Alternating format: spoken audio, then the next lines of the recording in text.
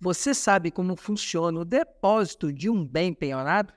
Eu sou Renato Veloso, sou juiz de direito e professor. E neste canal, eu ajudo estudantes e profissionais de direito a compreenderem melhor a teoria e alinhá-la com a prática jurídica. Isso de uma forma descomplicada. E eu já te convido a se inscrever no meu canal.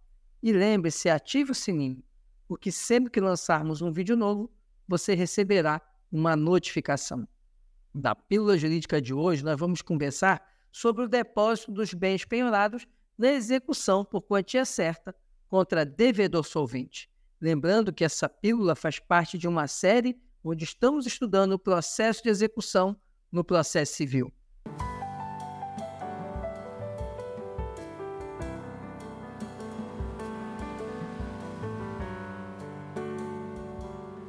A penhora, ela só é considerada perfeita e acabada quando os bens são recolhidos ao depósito ou entregues a um depositário. Nós vimos isso quando analisamos o artigo 839 do Código de Processo Civil. Vamos vê-lo. Artigo 839. Considerar-se-á feita a penhora mediante a apreensão e o depósito dos bens, lavrando-se um só auto se as diligências forem concluídas no mesmo dia. Parágrafo único. Havendo mais de uma penhora, serão lavrados autos individuais. Percebemos, então, que é fundamental para tornar perfeita a penhora a colocação do bem em depósito ou a entrega a um depositário. Isso é feito quando se lavra o auto de penhora, o oficial de justiça já nomeia depositário ou quando ele faz o recolhimento dos bens penhorados ao depósito judicial, então nomeia depositário o responsável pelo depósito judicial. Mas o depositário pode se recusar a desempenhar esse munus público, esse serviço público. Isso está disciplinado na súmula 319 do STJ. Vamos conhecê-la. Súmula 319 do STJ. O encargo de depositário de bens penhorados pode ser expressamente recusado. Percebemos, então, que o depositário, embora nomeado pelo oficial de justiça, ele pode recusar ficar em depósito do bem. Nesse caso, o bem deverá ser removido para outro local, com a obrigação desse local ficar no depósito do bem. Normalmente, a regra é que o depositário seja o exequente, ou que ele arque com as despesas da remoção do bem. Mas o artigo 840, ele delineia as situações em que você vai nomear depositário e quem deve ser nomeado. Vamos analisar o artigo 840 do nosso Código de Processo Civil. Artigo 840.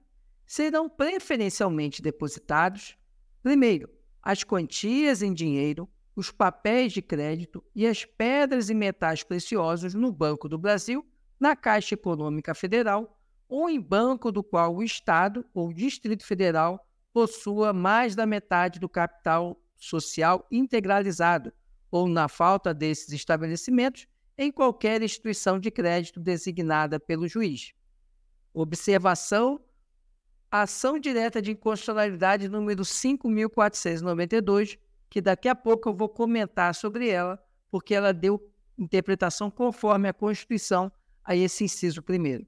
Inciso segundo: os móveis, os semoventes, os imóveis urbanos e os direitos aquisitivos sobre imóveis urbanos em poder do depositário judicial. Inciso terceiro: os imóveis rurais, os direitos aquisitivos sobre imóveis rurais, as máquinas, os utensílios e os instrumentos necessários ou úteis à atividade agrícola mediante caução idônea em poder do executado. Parágrafo 1º. No caso do inciso 2º do caput, se não houver depositário judicial, os bens ficarão em poder do exequente. Parágrafo 2º. Os bens poderão ser depositados em poder do executado nos casos de difícil remoção ou quando anuir o exequente. Parágrafo 3º. As joias, as pedras e os objetos preciosos deverão ser depositados com o registro do valor estimado de resgate. Quanto ao inciso 1º, é importante nós trazermos essa informação sobre a decisão da ADI 5492. nessa ADI, o Supremo deu interpretação conforme a Constituição ao inciso 1º do artigo 840. O Supremo disse o seguinte, que a parte do artigo que fala sobre o depósito judicial dos valores, dos numerários ser realizados em contas judiciais no Banco do Brasil, Caixa Econômica ou bancos em que o Estado ou o Distrito Federal tenham a maior parte da participação societária, além dessa hipótese que está no inciso 1º, a parte que diz que poderá ser feita na falta dessas em outra instituição escolhida pelo juiz, foi dada interpretação conforme dentro do seguinte, que cabe a possibilidade de depósito em outras instituições que não instituições bancárias públicas, ou seja, sociedade de economia mista ou empresas públicas, como é o caso da Caixa Econômica. Mas, mediante licitação e desde que haja fundamentação que justifique o depósito desses valores em instituições particulares, e quando isso for mais vantajoso para a administração desses recursos, que são recursos de particulares depositados em confiança sob a guarda do Poder Judiciário. Então, o Supremo, ele ampliou essa possibilidade de depositar também em instituições privadas, quando isso for mais benéfico para a gestão dos recursos financeiros. Esse é um ponto importante. Outro ponto importante é que o inciso 2º, ele fala sobre o depósito, onde há depósito judicial. Mas a maior parte das comarcas do Brasil não possuem depósito judicial, ou possuem de modo muito precário. E por isso que o parágrafo ele fala da possibilidade de depositar com o exequente. Por isso que eu disse agora há pouco que a regra seria depositar com o exequente. Apenas os bens ligados à atividade rural são depositados com o executado desde que ele preste caução. Prestem atenção que o inciso 3º fala na prestação de caução. Se não for prestada a caução, o executado não pode ficar com esses bens. E esses bens têm que ser entregues ao exequente ou ao depósito judicial.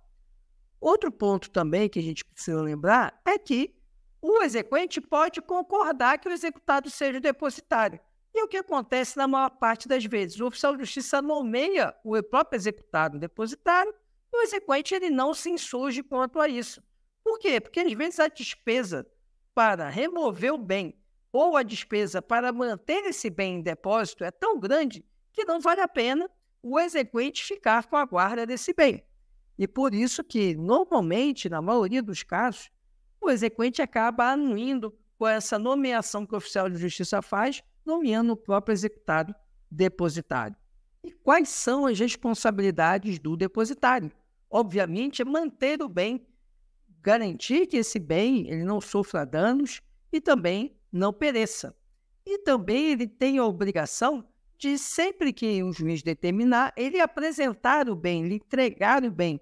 Então, por exemplo, quando o bem for adjudicado, deve, então, o depositário entregar o bem àquele que recebeu a adjudicação. Quando for alienado, da mesma forma, entregar ao arrematante. E lembrando que não há mais a possibilidade de prisão civil do depositário infiel. Somente é possível a prisão civil nas dívidas de alimentos. Então, o depositário, mesmo o depositário judicial, ele não pode sofrer nenhuma sanção penal por conta do descumprimento do depósito do bem. Outro ponto que eu gostaria de salientar é que o depositário judicial ele não se confunde com o depositário contratual. O contrato de depósito ele tem suas peculiaridades.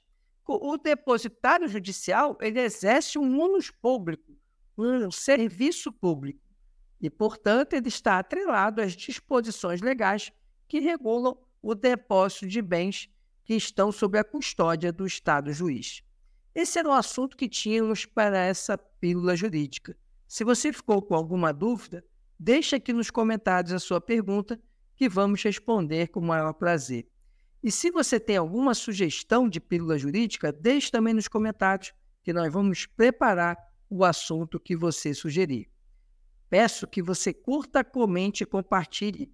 Ajude esse conteúdo a chegar a mais pessoas. Muito obrigado por sua atenção e até a próxima.